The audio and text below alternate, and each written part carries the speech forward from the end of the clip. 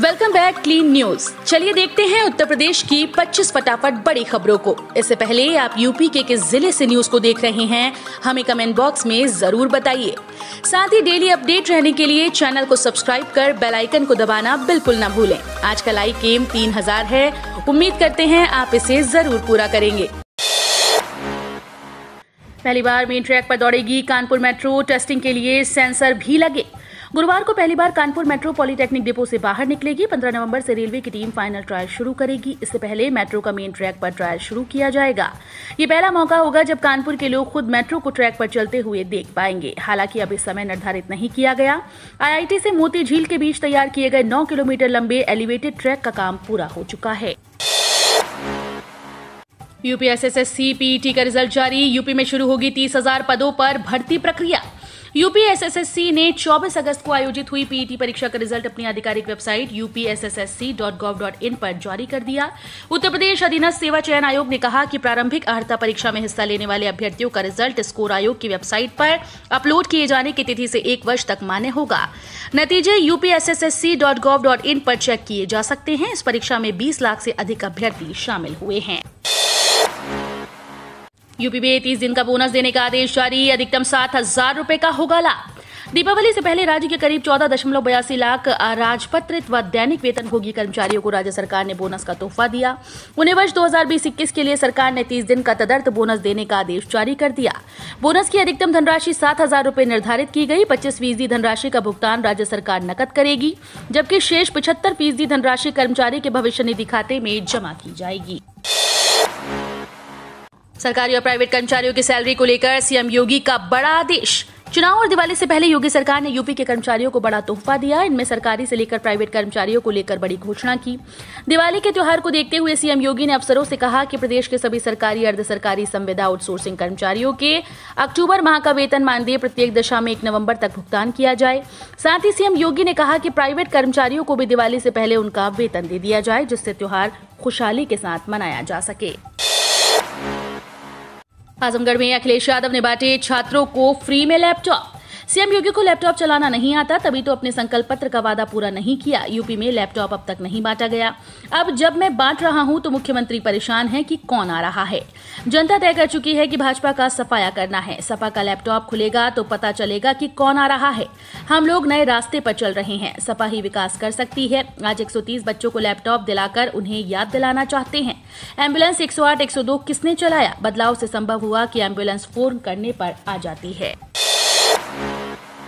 आस्था को सीएम योगी का सम्मान, सोरो अब तीर्थ स्थल घोषित। आस्था को सम्मान देते हुए मुख्यमंत्री योगी आदित्यनाथ ने जनपद कासगंज स्थित पवित्र सूकर क्षेत्र सोरो को तीर्थ स्थल घोषित करने का निर्णय लिया। सनातन आस्थावलंबियों की इस दशकों पुरानी मांग पूरी होने के संबंध में गुरुवार को मुख्यमंत्री कार्यालय ने ट्वीट करके जानकारी दी। तीर्थ स्थल के रूप में इस प्राचीन और पवित्र तीर्थ को संरक्षण मिलने से उसके अंतर्गत आने वाले अनेकों छोटे छोटे तीर्थों के जीर्णोद्धार में आसानी होगी। साथ ही चक्र तीर्थ, योग तीर्थ, सूर्य तीर्थ, सोम तीर्थ और साकोट तीर्थ आदि को भी लाभ होगा। यूपी बिजली बिल माफी योजना में ऑनलाइन फॉर्म भरे। सरकार ने बिजली माफी योजना के तहत बहुत ही सीमित समय दिया है, जिसका बकाया उन सभी को माफ कर दिया जाएगा जिनका बकाया आ गया है। सरकार की ओर से की जाने वाली वन स्टॉप सॉल्यूशन सरचार्ज माफी योजना 21 अक्टूबर 2021 से 30 नवंबर 2021 तक लागू रहेगी। इच्छुक व्यक्ति को इस योजना में अपना रजिस्ट्रेशन करवाने के लिए नजदीकी CSC केंद्र पर अपना रजिस्ट्रेशन कराना होगा, या फिर वो खुद ऑनलाइन के माध्यम से आप अपना पंजीकरण करा सकते हैं। उसके बाद आप इस योजना का लाभ उठा पाएंगे, अन्यथा आप इस योजना का लाभ नहीं ले सकते। ऐप से जांचें वोटर लिस्ट में अपना नाम, गलती भी सुधरवाएं। मतदाता सूची में अपना नाम खोजने के लिए वोटर हेल्पलाइन ऐप का उपयोग कर सकते हैं। साथ ही मतदाता सूची में नाम से संबंधित त्रुटि मिलने पर ऑनलाइन फॉर्म 6 और 7 भरकर सही करा सकते हैं। इस संबंध में जिलाधिकारी प्रभु एन सिंह ने बताया कि विधानसभा सामान्य निर्वाचन 2022 के दृष्टिगत 1 से 30 नवंबर 2021 तक विशेष संक्षिप्त पुनरीक्षण कार्यक्रम चलेगा। इसी दौरान नए मतदाताओं को जोड़ने को विशेष अभियान भी चलाया जाएगा। इसके अतिरिक्त 7, 13, 21 व 28 नवंबर को प्रत्येक बूथ पर विशेष कैंप लगेगा। यूपी में पाक की जीत का जश्न मनाने वालों पर योगी सरकार का एक्शन, चलेगा देशद्रोह का case. UP CM Yogi Adityanath ने T20 विश्व कप के दौरान भारत पर पाकिस्तान की जीत का जश्न मनाने वालों पर देशद्रोह का मुकदमा दर्ज किए जाने के निर्देश दिए हैं। पुलिस ने प्रदेश के 3 जिलों में ऐसे 7 व्यक्तियों के खिलाफ पहले ही अन्य धाराओं में मुकदमा दर्ज कर लिया था। अब इन पर देशद्रोह की धारा भी लगाई जाएगी। साथ ही सभी जिलों के पुलिस अधीक्षकों को निर्देश दिए गए हैं कि कहीं भी कोई ऐसी वारदात हो जिसमें देश के खिलाफ कार्य किया जा रहा हो, उसमें भी त्वरित कार्रवाई कर राष्ट्रद्रोह की धाराओं के तहत मुकदमा दर्ज करें। प्रशासन ने विस्थापितों से दिवाली तक का वक्त मांगा। किसान बोले जेवर एयरपोर्ट का काम बंद करवाएंगे। प्रशासनिक अधिकारियों ने किसानों को दिवाली तक इंतजार करने को कहा। उन्हें यकीन दिलाया गया कि 7 नवंबर तक सभी समस्याओं का समाधान कर दिया जाएगा। जेवर के एसडीएम रजनीकांत ने अफसरों को कहा कि उन किसानों की लिस्ट बनाएं जिन्हें विस्थापन और पुनर्वास योजना के सभी लाभ नहीं मिले। बिजली कनेक्शन की समस्या के समाधान के लिए प्रशासन के वरिष्ठ अधिकारियों ने कहा कि वे बिजली विभाग से समन्वय स्थापित करेंगे और मसले का हल निकालेंगे। मुख्यमंत्री योगी बोले भाजपा उत्तर प्रदेश की जरूरत है, 2022 में फिर बनेगी सरकार। मुख्यमंत्री योगी आदित्यनाथ ने कहा कि भाजपा सरकार में उत्तर प्रदेश विकास के रास्ते पर चल पड़ा है। अब सरकारी योजनाओं का लाभ किसी भी जाति व धर्म देखकर नहीं दिया जाता। भाजपा प्रदेश की जरूरत है। 2022 के चुनाव में एक बार फिर से प्रचंड बहुमत के साथ प्रदेश में भाजपा की सरकार बनेगी। मुख्यमंत्री योगी गुरुवार को लखनऊ के गन्ना संस्थान में आयोजित स्वर्णकार सम्मेलन को संबोधित कर रहे थे। 20 नवंबर के बाद तय होंगे सपा उम्मीदवारों के नाम। पहले चरण में मौजूदा विधायकों समेत 100 सीट्स पर घोषणा। समाजवादी पार्टी में विधानसभा उम्मीदवारों के नाम 20 नवंबर के बाद तय होंगे। फिलहाल सर्वे व विभिन्न स्तरों से मिली फीडबैक व जातीय गणित के आधार पर दावेदारों की टॉप 10 सूची तैयार की जा रही है। पहले चरण में 30 विधायकों समेत लगभग 100 सीट्स पर उम्मीदवारों का ऐलान किया जाएगा। इससे पहले गठबंधन की गणित सुलझाई जाएगी। वर्तमान में प्रदेश में सपा के 48 विधायक हैं, लेकिन एक विधायक के भाजपा में जाने के बाद 47 ही बचे हैं। प्रदेश अध्यक्ष ने बीजेपी पर बोला हमला। कहा राम सभी के हैं, राम भक्त होने का सर्टिफिकेट न बांटे बीजेपी। हाल ही में दिल्ली के मुख्यमंत्री अरविंद केजरीवाल ने अयोध्या दौरे के बाद मुख्यमंत्री तीर्थ यात्रा योजना को शुरू करने का ऐलान किया था, जिसे लेकर आप प्रदेश अध्यक्ष ने लखनऊ स्थित प्रदेश कार्यालय से दिल्ली के सीएम अरविंद केजरीवाल के इस फैसले का स्वागत किया। साथ ही उन्होंने बीजेपी पर हमला बोलते हुए कहा कि सब राम के हैं, बीजेपी राम भक्त होने का सर्टिफिकेट न बांटे। इन प्राइमरी स्कूल्स के बच्चों को 5 महीने बाद भी नहीं मिली किताबें। शैक्षिक सत्र के 5 माह बाद भी गोंडा के प्राथमिक विद्यालयों के बच्चों को किताबें तक नहीं पहुंची। इस समय लगभग आधा कोर्स पूरा हो जाना चाहिए था, लेकिन अभी तो किताबों का इंतजार ही चल रहा है। ऐसे में जब तक किताबें आएंगी, वितरित होंगी, तब तक और भी समय गुजर चुका होगा। स्कूल्स में पाठशाला भी रही है, लेकिन किताबों की कमी अखर रही है। ऐसे में उस आदेश पर भी सवाल उठ रहे हैं जिसमें शैक्षिक सत्र शुरू होते ही किताबें उपलब्ध कराने के लिए कहा गया था। मायावती ने कानपुर में चला ब्राह्मण कार्ड, अरुण मिश्रा को बनाया बसपा प्रत्याशी। सोशल इंजीनियरिंग के बूते एक बार फिर से उत्तर प्रदेश में सरकार बनाने की जुगत में बहुजन समाज पार्टी ने उत्तर प्रदेश की औद्योगिक नगरी कानपुर के कल्याणपुर विधानसभा में अरुण मिश्रा को संभावित उम्मीदवार बनाकर ब्राह्मणों को लुभाने का प्रयास किया। पार्टी ने न्यू शिवली रोड पर एक गेस्ट हाउस में गुरुवार को कार्यकर्ता सम्मेलन का आयोजन किया, जिसमें बसपा कोऑर्डिनेटर नौशाद अली ने अरुण मिश्रा को उम्मीदवार बनाए जाने की जानकारी मंच से दी। 1.80 करोड़ अभिभावकों के खाते में आएंगे 1100 रुपए। भुगतान को लेकर सरकार ने जारी किया आदेश। सरकारी व एडेड स्कूल के विद्यार्थियों को दी जाने वाली डीबीटी की धनराशि जल्द अभिभावकों के बैंक खाते में पहुंचेगी। बेसिक शिक्षा निदेशक सर्वेंद्र विक्रम बहादुर सिंह ने वित्त व लेखा अधिकारी व बेसिक शिक्षा अधिकारी को आदेश जारी करते हुए भुगतान की प्रक्रिया शुरू करने के निर्देश दिए। डीबीटी के रूप में 1100 रुपए देने पर सहमति बनी। इस फैसले से लगभग 1.80 करोड़ विद्यार्थियों को लाभ होगा।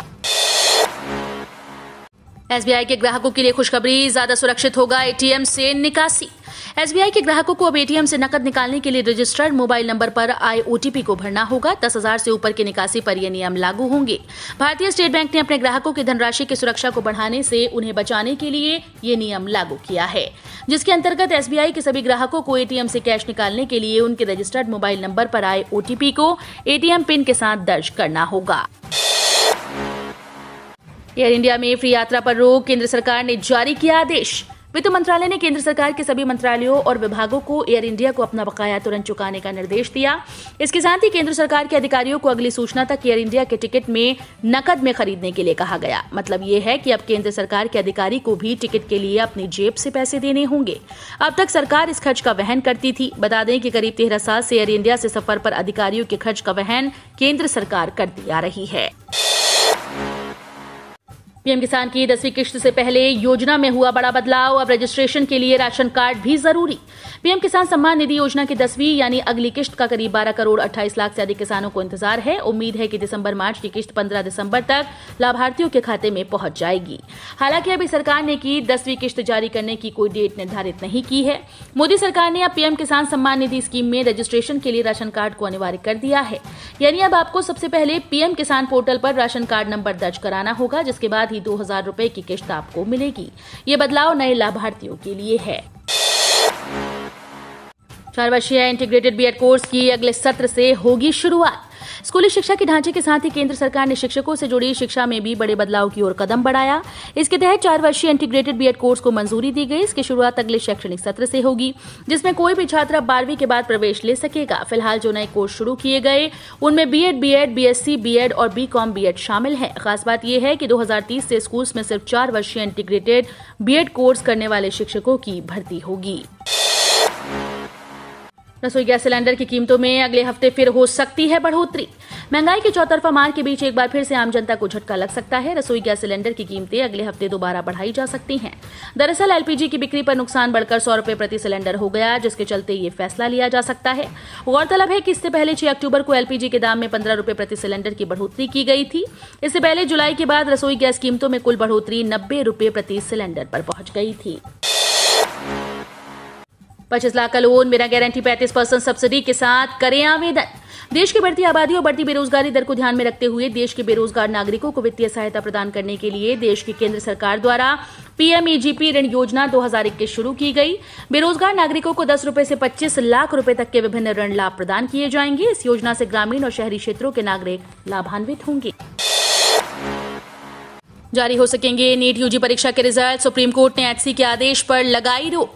नीट यूजी एग्जाम के रिजल्ट का इंतजार कर रहे छात्रों के लिए राहत भरी खबर है। सुप्रीम कोर्ट ने परीक्षा देने वाले 16 लाख छात्रों का रिजल्ट जारी करने का निर्देश दिया। सुप्रीम कोर्ट ने बॉम्बे हाई कोर्ट के उस ऑर्डर पर भी रोक लगाई जिसमें 2 छात्रों के फिर से एग्जाम का आदेश दिया गया था। इसकी वजह से सबका रिजल्ट रुका था। सुप्रीम कोर्ट ने सुनवाई के दौरान कहा कि हमें सभी के हितों में संतुलन बनाना होगा। भारत में इंटरनेशनल फ्लाइट वालों के लिए नया नियम फिर से लागू। 72 घंटे बिना अपडेट के नहीं कर सकते फ्लाइट। पश्चिमी दिल्ली के बालाम इलाके में स्थित इंदिरा गांधी अंतर्राष्ट्रीय एयरपोर्ट को संचालित करने वाली agency Delhi international airport limited ने विदेश से आने वाले यात्रियों के लिए नए दिशा निर्देशों के अनुसार एयर सुविधा पोर्टल को अपडेट किया। अब विदेश से आने वाले यात्रियों को भारत आने के 72 घंटों के भीतर अपना सेल्फ डिक्लेरेशन फॉर्म व कोविड नेगेटिव रिपोर्ट को एयर सुविधा पोर्टल पर अपलोड करना होगा।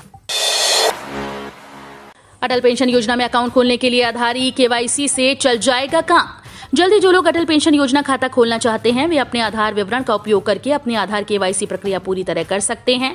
वर्तमान में एपीवाई मेंबर बनने के लिए बैंक शाखा में फिजिकल विजिट, नेट बैंकिंग या एपीवाई सर्विस प्रोवाइडर द्वारा प्रदान किए गए किसी भी अन्य डिजिटल मोड के माध्यम से होती है। Pension fund regulatory and development authority of India ने 27 अक्टूबर 2021 को एक सर्कुलर के जरिए इस सुविधा को शुरू करने की घोषणा की।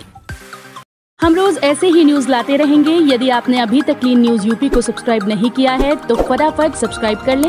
साथ ही बेल आइकन को प्रेस करना बिल्कुल ना भूलें ताकि लेटेस्ट अपडेट मिस ना हो।